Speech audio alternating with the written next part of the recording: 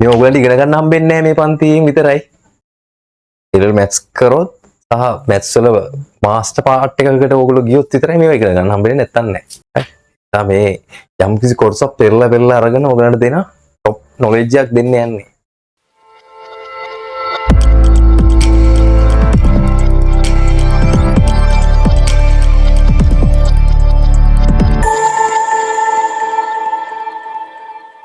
දැන් ඕලෙල් ලියන දරුවෝ ඔයගොල්ලෝ හැමෝම ඕලෙල් ලියන දරුවෝ.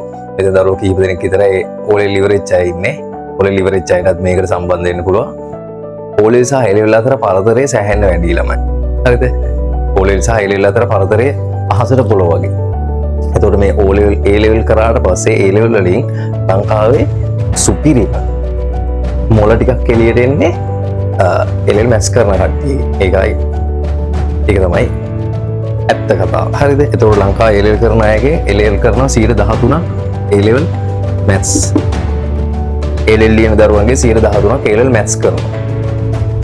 ඊට පස්සේ science වලට වෙනම යනවා. මම ඔයගලන්ට ඒකේ database එක ඉන්ටර්නෙට් එකෙන් download කරගත්තා. ඒක දෙන්න පුළුවන්. මේ දැන් වැඩිපුර ඉතුරු කට්ටිය ගත්තා. හරිද? 13%න් 87%ක්ම A-level subject එක කරන එකෙන් 87%ක්ම A-level maths නැතුව අනිත් කට්ටිය.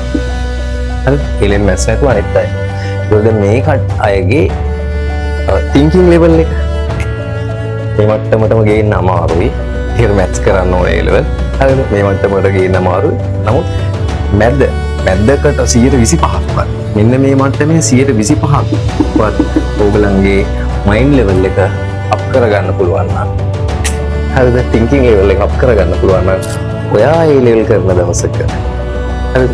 ඔයා maths කරන්න ඉතින් ඔයාට ඒකට ලොකු support එකක් වෙයි. commerce කරන දරුවෙක් වෙයි. arts කරන දරුවෙක් වෙයි. එහෙම නැත්නම් IT ICT තියෙන subject එක ICT කරන දරුවෙක් වෙයි. එහෙම නැත්නම් tech. ඔන්න ඔය ආකාරයේ තියෙන සියලුම subject වල A-level syllabus එකේ ඔයාට අරුවක් වෙන්න පුළුවන්. මොකද ඔයාට මේ subject ලේසි වෙන එක වෙනවාමයි. ඒක නතර කරන්න බෑ. මේක හරියට මාත් එක්ක ඉස්සෙල්ලා පටන් ගන්න ඕනේ. අතාරින්න නැතුව මාස 3ක් ඇදගෙන යන්න ඕනේ. මාස 3 යනකොට වෙනස පැහැදිලි වෙනවා. මයින්ඩ් එක මාස් එකේ හැටි පැහැදිලි වෙනවා. මාස 6 වෙනකොට කරලා බලනකොට ආපස්සට දැනෙන්න ගන්නවා ඉන්න තැන වෙනස් කියලා. පැහැදිලි? තමන් මයින්ඩ් එකෙන් ඉන්න තැන වෙනස් කියලා පැහැදිලි වෙන්න ගන්න. අවුරුද්ද යනකොට ඉතින් ඕලෙල් කරන කට්ටිය දිහා මෙන්න මෙහෙම තමයි බලන්න වෙන්නේ. මොන්ටිසෝරි යනවා වගේ. හරි. ඔයාගේ වයසේ ඕලෙල් කරන කට්ටිය දිහා බලන්න වෙන්නේ මෙන්න මෙහෙම. පොඩක් නේ. ඒක වෙනවමයි.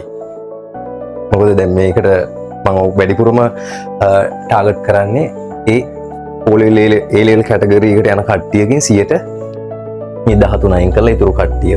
හරිද? ඒ කට්ටියට හරිද? මේකෙන් තියෙන මේක නිකන් මැද පාලමක් වගේ O-level A-level අතර තියෙන මේ මැද පාලමක් වගේ මේ වගේ වැඩක් ඉතිහාසයේ තාම වෙලා නැහැ මම දන්නේ හැටියට. හරිද? ඒ වගේ දෙයක් වෙලාම නැහැ. first time වෙන්න ගන්න. මගේ ඔළුවට ආවා එක්තරා දවසක ලස්සන අදහසක්. මොකද මම මේක ඉන්නවා සෙහෙරාගේ බැච් එක 2024 නේ O-level. හරි 2024 බැච් එකේ මතකද දවසක් මං කිව්වා පුළුවන් නම් A-level මාස 6ක් maths කරන්න කියලා. උගලන්ට අවසාන කිව්වා. ඒකෙන් මට මතකයි උමයන්ගේ කරා. මාස 4-5ක් විතර කරගෙන ගිහිල්ලා ඇවිල්ලා මට කිව්වා සර් මට සයන්ස් කරන එක බයෝ කරන එක නතර කරලා මැත්ස් කරන්න හිතෙනවා. නමුත් මගේ ආසාව තියෙන්නේ ડોක්ටර් කෙනෙක් වෙන එක.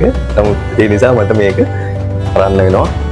දුම ලස්සන විෂයක් මැත්ස් කියන්නේ. ඒකින් හැදෙන thinking එක ගානක් හදලා එන අතුට ඒක මොනම හේතුවක් නිසාවත් ඒක වෙනස් කරන්න බෑ. ඒක අමුතුම ෆීලිං එකක්. හරි. දැන් අපේ සාමාන්‍ය පන්ති වල ළමයි ඉන්නවා IQ හදන කට්ටියම ඉන්නවා. ඉතින් මම මේ වැඩිපුරම රාජ්‍ය කරන්නේ සාමාන්‍ය ඔයගලගේ ලකුණු 50ට වඩා ඉහළ මට්ටමේ ඉන්න දරුවෝ ඉන්නවා නම් ඒ අයට මේක ඉතාම වැදගත් වේවි. පැහැදිලිද? ඉතින් අපිට මේකේ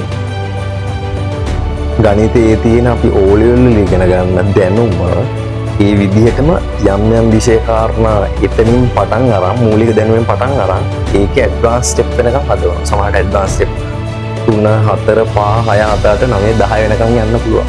හරිද? ඒ විෂය කාරණාවල. ඒ නිසා ලොකු වැඩක්. ඔයගලන්ට ඒ සම්බන්ධව මොන හරි ගැටලු තියෙනවා නම් අදින් පස්සේ හරි මේක කරගෙන යන අතරතුරේ තව මොන හරි ගැටලු තිබ්බොත් මට ඔයාලා කතා කරලා අහන්න පුළුවන්. දෙමව්පියන්ට උනත් අහන්න පුළුවන් ඒ සම්බන්ධව. ඒතකොට අපිට එන වැඩේ පටන් ගන්න පුළුවන් නේද? ඔයගොල්ලෝ මේකට වෙනම පොතක් තියාගන්න. ඉංග්‍රීසි මීඩියම් සිංහල මීඩියම් දරුවෝ මීඩියම් දෙකෙන් මම කියලා දෙනවා. හරිද? කිසි දෙයකට බය වෙන්න එපා. ක්වෙස්චන්ස් අහන්න ගණන් හදලම ප්‍රැක්ටිස් කරනවා ඔයගලන්ට. හරිද? ගණන් හදලා මාත් එක්කම හදලාම ප්‍රැක්ටිස් කරනවා. වැඩේ පුළුවන් කරලම තමයි යවන්නේ.